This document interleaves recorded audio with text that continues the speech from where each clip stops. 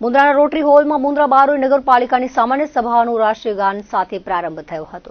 ત્યારબાદ ચાલુ વર્ષનો અંદાજપત્ર સર્વાનુમતે પસાર થયો હતો।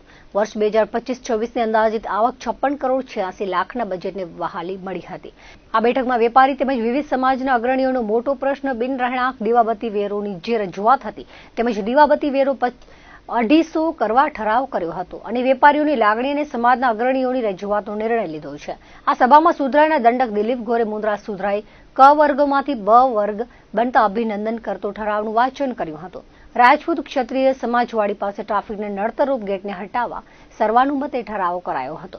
શહેરના જર્જરિત હંસ ટાવરને ઠક્કર નરસિંહરામ દામજી ચેરિટેબલ ટ્રસ્ટ દ્વારા રિપેરિંગ કામ માટે ઠરાવ કરાયો હતો। પૂર્વ નગરપાલિકા પ્રમુખ કિશોરસિંહ પરમારે મુન્દ્રા સુધરાઈ ક માંથી બ વર્ગ થતા મુખ્યમંત્રી ભૂપેન્દ્ર પટેલ, ધારાસભ્ય અનિરુદ્ધ દવે અને પ્રમુખ રચનાબેન જોશીને અભિનંદનનો ઠરાવ પસાર થયો હતો। તેમણે જણાવ્યું હતું કે સાંસ્કૃતિક વિભાગ દ્વારા વિવિધ સાહિત્ય રત્નોને બિરદાવવામાં આવે એવી માંગ કરી હતી। વિપક્ષી નેતા કાનજી સોંદરાએ સાહિત્ય રત્ન રાષ્ટ્રીય પુરસ્કાર વિજેતા ધનબાઈ કારાને બિરદાવવામાં આવે એવી માંગણી કરી હતી।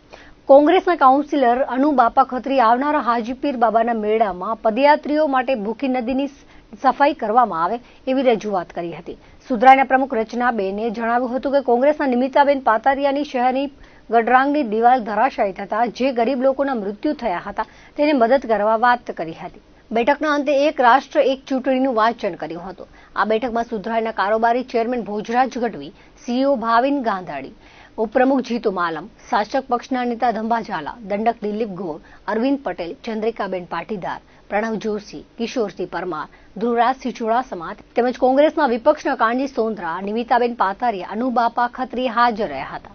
हमारा जो चैनल हमारे जो आज सामान्य सभा अंदाजपत्र की रजूआत थी और जो मेड़ो आए बाबते जे सूचनो है स्वीकारेल है एक चूंटणी मुद्दो तो एनो विरोध करे बीजो अमरा जो सांस्कृतिक प्रोग्राम थे तो बाबते अमे ध्यान दौर है। अमुक कलाकार मुंद्रा स्थानिक नेता धनभाई कारा के जयदी नाथा है बीजा अमे सुलेमान जुमाई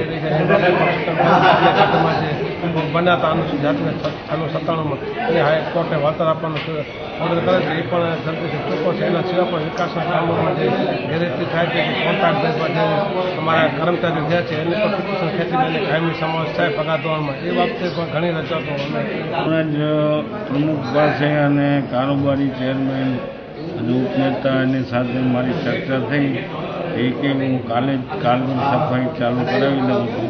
મેરાથી પહેલાં બધે આ સફાઈ થઈ જશે।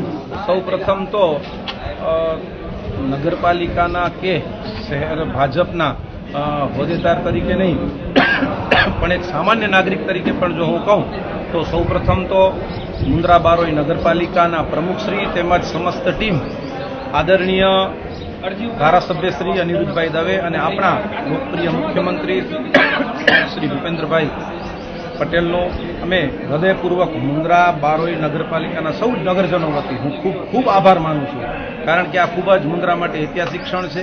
કારણ કે આમ આપણે જોવા જઈએ તો નગરપાલિકાને અપગ્રેડ કરવી આના અંદર વર્ષો નીકળી જતા હોય છે, 10 વર્ષ, 20 વર્ષ, 15 વર્ષ કે 25 વર્ષ, પણ 4 વર્ષના ટૂંકા સમયગાળાની અંદર જ્યારે અમે રજૂઆત કરેલી મુખ્યમંત્રીશ્રીને, પ્રમુખશ્રી અને નગરપાલિકાના સૌ કાઉન્સિલરશ્રીના લેટર પેડ ઉપર કે ભાઈ આના અંદર હમણાં જ્યારે આવું ચાલે છે તો મુન્દ્રામાં જે ભારણ છે એના હિસાબે જો કરી આપવામાં આવે તો આપશ્રીનો આભાર। તો એમણે જે આ વિનંતી સ્વીકારી એ બદલ પણ ખૂબ ખૂબ આભાર। અને આનાથી મુન્દ્રા બારોઈ નગરપાલિકાઓ થશે કારણ કે ગ્રાન્ટ છે, ગ્રાન્ટમાં પણ વધારો થશે, ક્યાંક ને ક્યાંક એડમિનિસ્ટ્રેશનમાં પણ ઘણો ફેરફારો આવશે અને આના માટે મુન્દ્રા બારોઈ નગરપાલિકાના નગરજનોને ખૂબ જ ફાયદો થવા જશે।